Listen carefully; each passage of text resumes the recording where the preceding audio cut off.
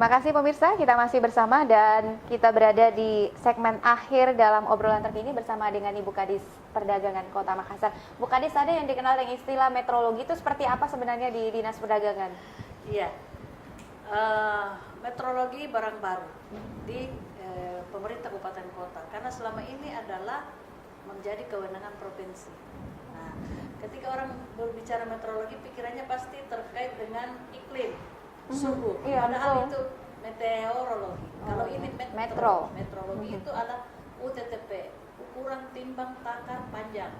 Nah, terkait dengan kalibrasi, terkait dengan literan, terkait dengan timbangan, ukuran-ukuran satuan-satuan ukuran di dalam sistem perdagangan.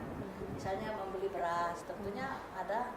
Ini tujuannya adalah apa? Perlindungan konsumen, agar konsumen di dalam membeli sesuatu bahan makanan, produk-produk itu sesuai dengan ukurannya ya. Tugas kita itu bagaimana memberikan pelayanan terhadap para pedagang. Jadi kami memberikan pelayanan terhadap pelaku-pelaku usaha yang bergerak di bidang itu.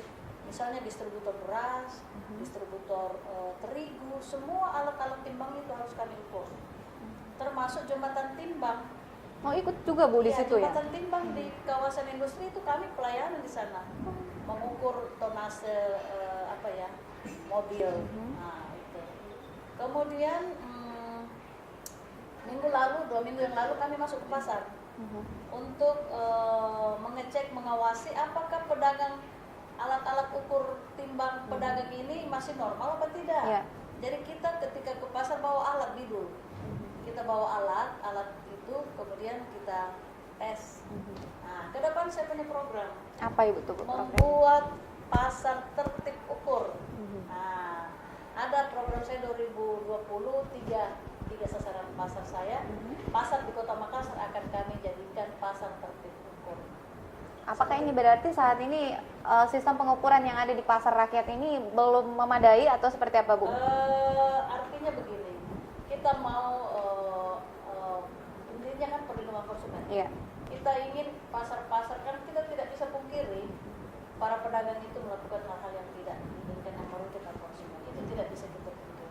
Makanya kami harus intens untuk pengawasan alat-alat ukur tadi.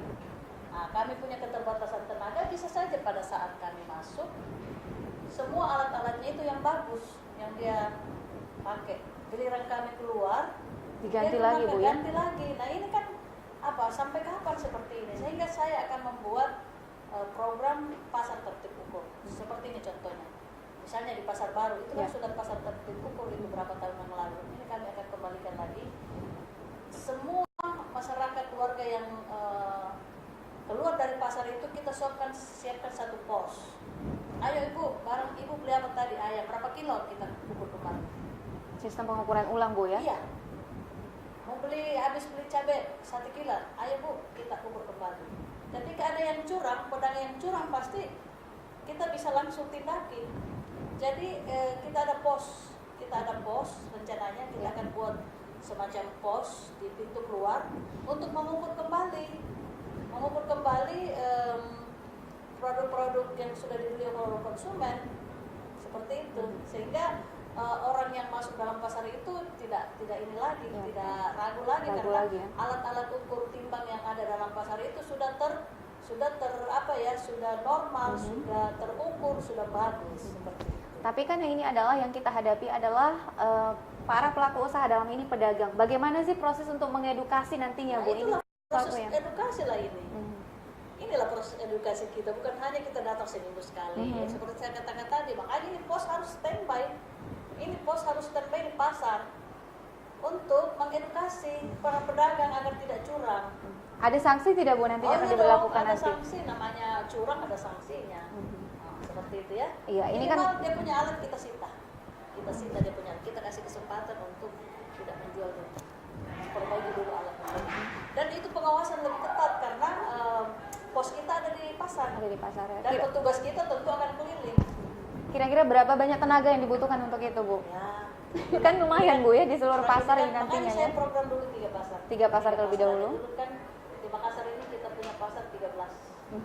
Jadi saya program setiap tahun 3 pasar. saat ini sudah terencana atau sudah dilihat ini pasar ini akan Kalau dilakukan? pasar baru sudah berapa tahun yang lalu, tapi Itu kan kalau di pasar Bu ya, bagaimana dengan usaha-usaha yang ada di misalkan di lorong-lorong nih, kan ada juga itu yang seperti itu, ada yang berusaha di rumah mereka masing-masing. Ini kan tertib pasarnya di pasar tradisional atau di pasar rakyat. Nah, bagaimana ketika itu di rumah-rumah warga sendiri? ya itu Kelontong-kelontong. juga harus kita datangi sebenarnya. Mhm. Hanya kan kita harus punya data dulu Ya, berapa betul. pelaku usaha yang ada dalam lorong A. Mhm. Itu kan kita sendiri sini punya data yang harus, jadi ini program saya tahun ini bagaimana melakukan pendataan yang sementara mendata saya ini. Mhm. Jadi program saya di sini saya fokuskan kepada pendataan yang baik. Pendataan yang baik, baik. Bagaimana mendata supaya kita bisa punya program. Kalau yang sejauh ini terkait dengan program tertib ukur ini kan sudah ada tadi pasar baru.